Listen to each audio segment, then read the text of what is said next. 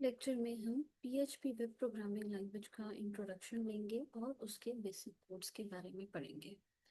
तो सबसे पहले देखते हैं PHP क्या होती है। PHP actually stands for hypertext pre processor. PHP हमारे पास एक वेब प्रोग्रामिंग लैंग्वेज है जो कि हमारे पास सर्वर साइड स्क्रिप्टिंग पे यूज होती है और इसको हम HTML में भी एम्बेड कर सकते हैं। जिस तरह हमारे पास जावा स्क्रिप्ट और jQuery जो है ये आपके HTML पेजेस जो कि क्लाइंट साइड पे होते हैं उसके ऊपर डिफरेंट फंक्शनैलिटीज लगाने के लिए, उसके ऊपर डिफरेंट इवेंट्स लगाने के लिए जो स्क्रिप्टिंग लैंग्वेज हमारे पास यूज होती है, जो क्लाइंट साइड पे होती है, वो होती है जावास्क्रिप्ट एंड jQuery। जो PHP है हमारे पास हाइपरटेक्स्ट प्री प्रोसेसर, ये हमारे पास जो है ये सर्वर साइड स्क्रिप्टिंग लैंग्वेज है। यानी कि जो कोड सर्वर की साइड पे एग्जीक्यूट होगा वो PHP में एग्जीक्यूट होगा और वो PHP में लिखा जाएगा। PHP हमारे पास बहुत सारे डेटाबेसेस को सपोर्ट करती है, जैसे MySQL, Informix, Oracle and so on.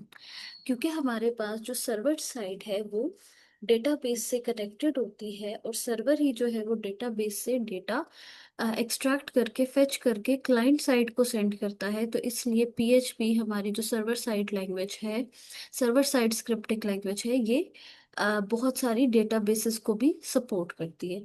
PHP हमारे पास ओपन सोर्स सॉफ्टवेयर होता है PHP का। इसको डाउनलोड करना और इसको यूज करना बिल्कुल फ्री है। तो इस वजह से PHP जो है वो काफी popular server side scripting language है। PHP को उसके अलावा हम डिफरेंट प्लेटफॉर्म्स, डिफरेंट विंडोज पे, Linux, Unix, different operating systems पे हम यूज कर सकते हैं। और PHP हमारे पास काफी सारे सर्वर्स के साथ कंपैटिबल भी है। इसको हम php.net वेबसाइट से, ऑफिशियल रिसोर्स से फ्री डाउनलोड भी कर सकते हैं। और सबसे बड़ी बात ये कि ये इजी टू लर्न है और ये एफिशिएंटली सर्वर साइड पे काम करती है। और सिमिलरली डेटाबेसेस के साथ भी इसकी कंपैटिबिलिटी जो है वो एफिशिएंट है। जिस तरह हम लोग HTML में एक चीज को रिप्रेजेंट करने के लिए, कुछ टेक्स्ट को रिप्रेजेंट करने के लिए डिफरेंट कमांड्स या टैग्स यूज करते हैं, इसी तरह हम PHP को HTML के अंदर भी एम्बेड कर सकते हैं।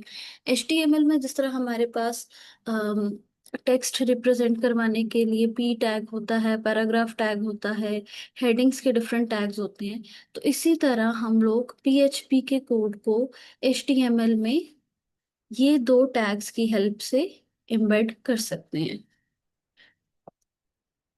Angular bracket question mark PHP, ये इंडिकेट करता है कि यहाँ पे PHP का कोड या स्क्रिप्ट स्टार्ट हो गई है, और question mark and this angular bracket ये इंडिकेट करता है कि यहाँ पे जो है वो PHP का कोड जो है वो एंड हो गया है। जैसे हमारे पास यहाँ पर ये एग्जांपल दी हुई है कि इस कोड में जो PHP है ये HTML कोड के अंदर एम्बेड हुई हुई है। जैसे हम देख सकते हैं कि जो बॉडी टैग्स हैं उसके अंदर ये PHP टैग्स के अंदर ये echo hey I am a PHP script. तो यहाँ पे जो PHP है इसमें एको की जो कमांड है इसको हम एज प्रिंट स्टेटमेंट यूज करते हैं कि जो भी हमने HTML पेज पे टेक्स्ट या मैसेज डिस्प्ले करवाना होता है थ्रू सर्वर, तो वो हम एको कमांड के थ्रू रिप्रेजेंट करवाते हैं। अब इस कोड में क्या हो रहा है कि इस HTML कोड में, इस HTML पेज में जो ये PHP टेक्स्ट है, PHP कोड है, ये रिप्रेजेंट कर रहा है कि सर्वर का ये मैसेज जो है, हे आई एम PHP स्क्रिप्ट, ये सर्वर साइड से उठ के आपके इस HTML जो कि क्लाइंट साइड पे है उसके ऊपर डिस्प्ले हो जाएगा। PHP का जो कोड है ये जो है ये सर्वर जनरेटेड होता है। अब सर्वर ने जो भी डेटा क्लाइंट साइड पे रिप्रेजेंट करवाना होता है, उस डेटा को या उस इंफॉर्मेशन को हम इसी तरह जो HTML पेजेस हैं उनमें जो PHP के टैग्स हैं उस पे एम्बेड करके जो है वो डिस्प्ले करवा देते हैं। जैसे अगर हम यहाँ पर देखें, जो हमारे पास सर्वर है, सर्वर पे ये कोड इस तरह से होगा कि HTML टैग्स के अंदर, बॉडी टैग्स के अंदर जो है ये आपके PHP का कोड है, एको हेलो प्रिंट BR यानी कि next line and echo B tags यानी कि जो HTML के बोल्ड टैग्स हैं उसमें क्या रिप्रेजेंट हो जाएगा, आई एम हियर। अब सर्वर से जब ये वाला कोड आपकी क्लाइंट की तरफ जाएगा, क्लाइंट साइड स्क्रिप्टिंग पे जाएगा, तो ये जो PHP टैग्स के अंदर जो ये कोड है ये HTML टैग्स में चेंज हो जाएगा। जिस तरह हेलो एज इट इज आ जाएगा, BR टैग आ गया, अब यहाँ पे एको रिमूव हो गया, ठीक है। और ये जो है टेक्स्ट ये आपका सिंपल बी टैग्स के अंदर आ गया। उसके बाद जब हम इसको एग्जीक्यूट करेंगे तो हमारे पास जो ब्राउजर है उस पे कुछ इस तरह से टेक्स्ट रिप्रेजेंट होगा। यानी कि सर्वर पे ये टेक्स्ट इस तरह से है, जैसे ही वो क्लाइंट साइड पे आएगा ये HTML टैग्स में कन्वर्ट हो जाएगा और फिर क्लाइंट को स्क्रीन पे जो ब्राउजर है उस पे इस तरह से रिप्रेजेंट होगा। PHP को हम लोग डिफरेंट वेबसाइट से भी डाउनलोड कर सकते हैं, हमारे पास डिफरेंट सर्वर्स होते हैं, बट जो अपाची सर्वर है ये वाइडली यूज होता है क्योंकि ये फ्री टू डाउनलोड है and it's easy to use. तो अपाची सर्वर को हम इजीली डाउनलोड और इंस्टॉल कर सकते हैं क्योंकि ये आपके different operating systems like Windows, Linux, Unix सबके साथ ये कंपैटिबल है। ये हमारे पास एक सैम्पल PHP कोड दिया हुआ है जिसमें आपके पास जो है वो HTML टैग्स के अंदर एम्बेडेड है PHP कोड। अब जरूरी नहीं है कि हम लोग सिर्फ ये सिंपल सी स्टेटमेंट रिप्रेजेंट करने के लिए जो है वो या सर्वर सिर्फ एक सिंपल प्रिंट स्टेटमेंट दिखाने के लिए ही PHP कोड को यूज करें। इसके अलावा हम डिफरेंट फंक्शनैलिटीज, डिफरेंट इवेंट्स भी लगाने के लिए या डिफरेंट इवेंट्स रिप्रेजेंट करने के लिए जो है हम PHP को यूज कर सकते हैं। अगर देखा जाए तो ये वाला कोड इसमें जस्ट अगर सर्वर ने सिर्फ मैसेज रिप्रेजेंट करना है या मैसेज डिस्प्ले करना है तो इसको हम इस तरह से भी लिख सकते हैं। बट क्योंकि जो आपके पास डायनेमिक वेब पेजेस होते हैं जो कि सर्वर से कंटिन्यूसली डेटा लेते हैं और जो डायनेमिकली अपडेट हो रहे होते हैं, जो स्टैटिक नहीं होते, तो उसमें बहुत सारी फंक्शनैलिटीज इंप्लीमेंट होती हैं और सर्वर उसी तरह से जो है वो काफ़ी सारी कमांड्स या काफ़ी सारे जो डायनेमिक इवेंट्स हैं वो क्लाइंट साइड पे रिप्रेजेंट करता है। तो उसके लिए सिर्फ हमें जस्ट ये प्रिंट या एको स्टेटमेंट्स नहीं चाहिए होती, उसके लिए हमें डिफरेंट कमांड्स और डिफरेंट प्रोग्रामिंग की जो फंक्शनैलिटीज हैं उसको यूज करना होता है। तो इसी तरह हमारे पास जिस तरह एक प्रोग्रामिंग लैंग्वेज होती है, PHP में भी variables, operators, different conditional statement, loops, arrays, comments, ये सब हमारे पास हम PHP में ऐड कर सकते हैं और इसको यूज करते हुए जो है वो सर्वर साइड स्क्रिप्टिंग को हम एग्जीक्यूट करते हैं और सर्वर साइड पे जो भी हमने फंक्शनैलिटी ऐड करनी होती है, जो भी इवेंट्स ऐड करने होते हैं, वो इन्हीं सारे बेसिक कोड्स को यूज करके हम लोग ऐड करते हैं। तो PHP में हम लोग जिस तरह एक प्रोग्रामिंग लैंग्वेज पे कमेंट्स ऐड करते हैं उस तरह PHP में भी हम सिंगल लाइन, डबल लाइन या मल्टीपल लाइन कमेंट्स ऐड कर सकते हैं। जिस तरह सिंगल लाइन के लिए हमारे पास जो है ये 2 फॉरवर्ड स्लैश हम ऐड करते हैं और अगर मल्टीपल लाइन कमेंट्स हैं तो हम फॉरवर्ड स्लैश एंड स्टार का सिंबल यूज करके कमेंट्स ऐड कर सकते हैं। इसी तरह PHP में हम वेरिएबल्स भी डिक्लेयर करते हैं जिसमें हमने वैल्यू स्टोर करनी होती हैं लाइक टेक्स्ट, कोई स्ट्रिंग, नंबर, एरेज। तो PHP में जो है हम लोग वेरिएबल को डिक्लेयर जब करते हैं तो वो हमेशा हमारे पास जो है वो डॉलर साइन से स्टार्ट होता है। तो PHP में कोई भी अगर सिंबल डॉलर साइन से स्टार्ट हो रहा होगा तो इट मीन्स वो वेरिएबल है। और इसमें वेरिएबल को हम लोग डेटा टाइप जो है वेरिएबल की उसकी डिक्लेरेशन के टाइम पे नहीं बताते। वेरिएबल को जैसे ही वैल्यू असाइन होती है वो जो भी वैल्यू की डेटा टाइप होती है वो उस वेरिएबल की डेटा टाइप बन जाती है। जैसे कि यहाँ पर हमारे पास है dollar text is equals to, अब ये डबल कोट्स में लिखा हुआ है हेलो वर्ल्ड, तो इट मीन्स कि जो टेक्स्ट वेरिएबल है इसकी डेटा टाइप क्या होगी, स्ट्रिंग होगी। इसी तरह डॉलर साइन है, इट मीन्स ये वेरिएबल है एक्स, अब इसको वैल्यू क्या असाइन कर दी है 16, तो अब यहाँ पर x की जो डेटा टाइप है वो इंटीजर होगी।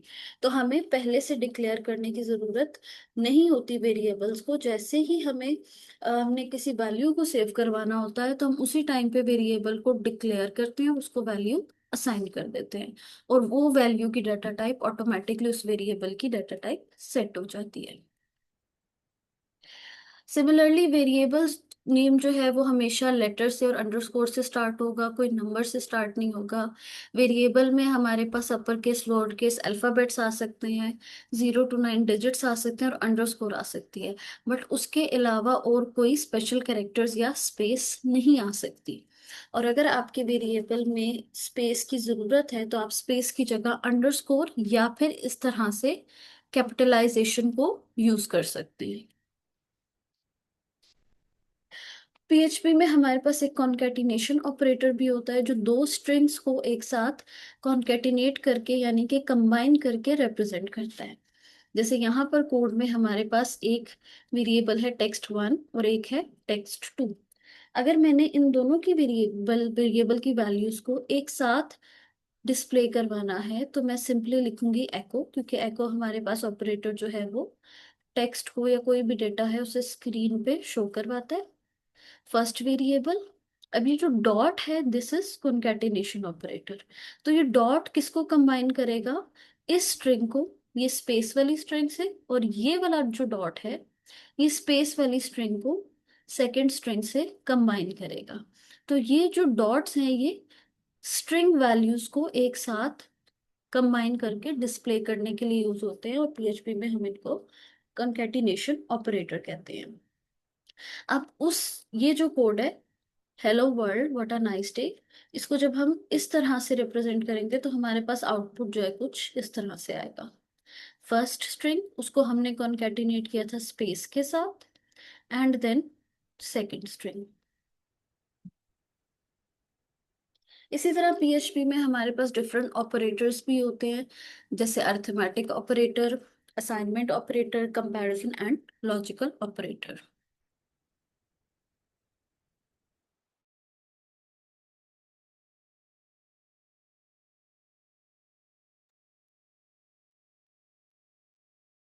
जो अरिथमेटिक ऑपरेटर्स होते हैं उसमें हमारे पास addition, subtraction, multiplication, division, modulus, increment, decrement. जो ये ऑपरेटर्स होते हैं ये हम न्यूमेरिकल वैल्यूज पे अप्लाई करते हैं, दो वैल्यूज को ऐड, सब्ट्रैक्ट, डिलीट या उसमें इंक्रीमेंट या डिक्रीमेंट करने के लिए। इसी तरह हमारे पास जो असाइनमेंट ऑपरेटर है वो एक वेरिएबल की वैल्यू या एक वैल्यू दूसरे वेरिएबल को असाइन करने के लिए यूज होता है। जिस तरह अगर हमारे पास ये वाला ऑपरेटर है प्लस इज इक्वल्स टू, तो इसको अगर हम एक्स और वाई पे इम्प्लीमेंट करेंगे तो इसका सेम मीनिंग यही होगा कि एक्स में वाई की वैल्यू को ऐड करो और जो रिजल्ट है उसको एक्स में सेव करवा दो। इसी तरह अगर मैं ये मल्टीप्लिकेशन असाइनमेंट ऑपरेटर की बात करूंगी, हम दो वेरिएबल्स के दरम्यान में जब ये वाला असाइनमेंट ऑपरेटर लगाएंगे तो इसका मतलब क्या होगा कि एक्स और वाई की वैल्यू को मल्टीप्लाई करो और जो उसका रिजल्ट है उसको एक्स में ही सेव करवा दो। इसी तरह से हम डिफरेंट असाइनमेंट ऑपरेटर्स जो है वो अप्लाई कर सकते हैं, और ये ऑपरेटर भी यूजुअली जो है वो न्यूमेरिकल वैल्यूज पे अप्लाई किए जाते हैं। Then we have comparison operators जो कि दो वैल्यूज को कंपेयर करते हैं कि वो इक्वल हैं या इक्वल नहीं है, ग्रेटर है कौन सी वैल्यू लेस है, या less than equals to and greater than equals to. Then we have logical operators जो कि हमारे पास बूलियन वैल्यूज पे यूजुअली अप्लाई होते हैं। नहीं तो हम यूजुअली बुलियन वैल्यूज पे ही हम इसको अप्लाई करते हैं। जो एंड ऑपरेटर है वो हमारे पास चेक करता है कि उसकी जो दोनों कंडीशंस हैं, जो उसके दोनों ऑपरेंड्स हैं, अगर वो ट्रू होंगे तो हमारे पास रिजल्ट ट्रू आएगा, अदरवाइज फॉल्स आएगा। जैसे अगर हम ये एग्जांपल देखें, एक्स की वैल्यू 6 है and x is less than 10, तो ये फर्स्ट ऑपरेंड इसका ट्रू हो गया। अब हम सेकंड चेक करते हैं, y की वैल्यू 3 है and y is greater than 1, तो ये वाली वैल्यू भी, ये वाला ऑपरेंड भी हमारे पास ट्रू हो गया, तो एंड जो है हमारे पास ट्रू रिटर्न करेगा। सिमिलरली जो और ऑपरेटर है वो हमारे पास चेक करता है कि अगर कोई एक भी ऑपरेंड ट्रू है तो वो रिजल्ट जो है वो ट्रू डिस्प्ले करवा देता है, और जो नॉट गेट है वो आपके पास अगर आपका रिजल्ट ट्रू है तो उसको फॉल्स में कन्वर्ट कर देगा, और अगर फॉल्स है तो उसको ट्रू में कन्वर्ट कर देगा। इसी तरह हमारे पास पीएचपी में जो है वो कंडीशनल स्टेटमेंट्स भी होती हैं। कंडीशनल स्टेटमेंट्स हम तब यूज करते हैं जब हमने डिफरेंट डिसीजन मेकिंग करनी होती है कोड में, अकॉर्डिंग टू द कंडीशंस या according to the options that user has selected. तो हमारे पास पीएचपी में if else statement and switch statements होती हैं, जिसको यूज करके हम डिफरेंट कंडीशंस अप्लाई करके according to the condition different results जो है वो या डिफरेंट इवेंट्स जो है वो उसको एग्जीक्यूट कर सकते हैं। अब इफ स्टेटमेंट में हमारे पास क्या होता है कि अगर आपके पास ये इफ वाली कंडीशन ट्रू है, देन हम लोग जो है वो अ, इसका जो उससे कनेक्टेड जो वैल्यू है या उसके जो स्टेटमेंट पार्ट है उसको एग्जीक्यूट करवाएंगे, अदरवाइज हम नहीं करवाएंगे। जिस तरह इस कोड में हमारे पास क्या है, डेट हमारे पास गिवन है।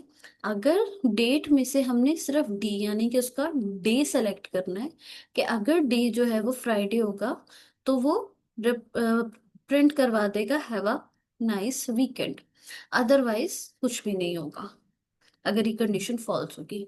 अब इफ एल्स में हमारे पास दो ऑप्शंस आ जाती हैं।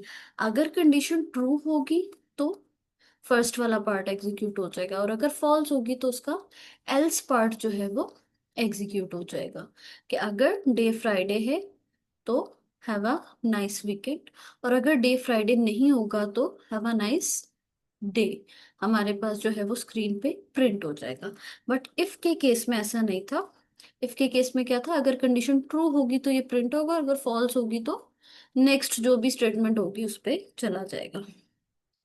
इसी तरह अगर हमारे पास एक जो इफ कंडीशन या कोई भी एक ब्लॉक है उसमें एक से ज्यादा स्टेटमेंट्स हैं तो उसको हम कर्ली ब्रेसेस में इनक्लोज कर सकते हैं। जैसे हम यहाँ पर देखते हैं कि अगर डे फ्राइडे है तो हमने हेलो भी डिस्प्ले करवाना है, हैव अ नाइस वीकेंड भी डिस्प्ले करवाना है, और सी यू ऑन मंडे, ये तीन स्टेटमेंट्स डिस्प्ले करवानी है।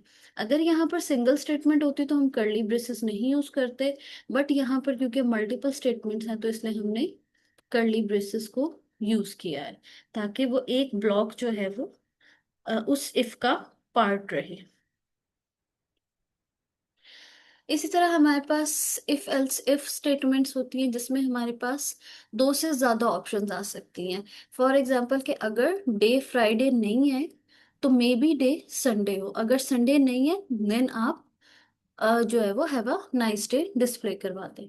यहाँ पे इस कोड में क्या हो रहा है कि हमने डेट में से सिर्फ उसका डी मीन्स के डे एक्सट्रैक्ट किया है, और हम कंपेयर कर रहे हैं अगर डे फ्राइडे है then display have a nice weekend, और अगर else if day is Sunday have a nice Sunday, और अगर ये दोनों नहीं है then display have a nice day.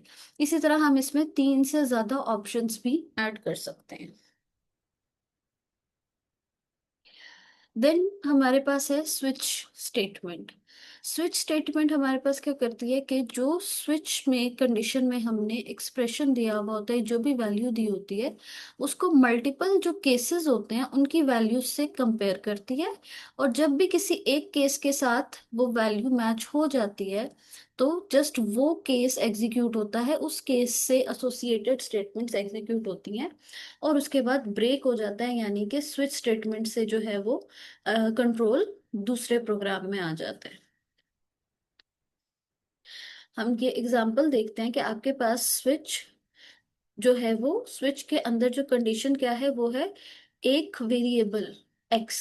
अब अगर एक्स की वैल्यू वन होगी, केस वन, तो क्या करेगा, डिस्प्ले नंबर वन और ब्रेक, यानी कि बस यहाँ पर स्विच स्टेटमेंट की एग्जीक्यूशन बंद कर दो और नेक्स्ट स्टेटमेंट पे आ जाओ। अगर एक्स की वैल्यू टू होगी तो वो डायरेक्टली केस टू पे आ जाएगा और नंबर टू रिप्रेजेंट कर देगा, और अगर थ्री पर होगी तो वो केस थ्री पर आ जाएगा, और अगर इन तीनों केसेस से वैल्यू मैच नहीं होगी तो डिफॉल्ट हमारे पास एक स्टेटमेंट होती है, डिफॉल्ट क्या कहता है कि अगर किसी भी केस से आपका एक्सप्रेशन या वेरिएबल मैच नहीं हुआ तो देन आप इस वाले ब्लॉक को एग्जीक्यूट कर लो। तो तब क्या हमारे पास डिस्प्ले हो जाएगा, नो नंबर बिटवीन 1 and 3।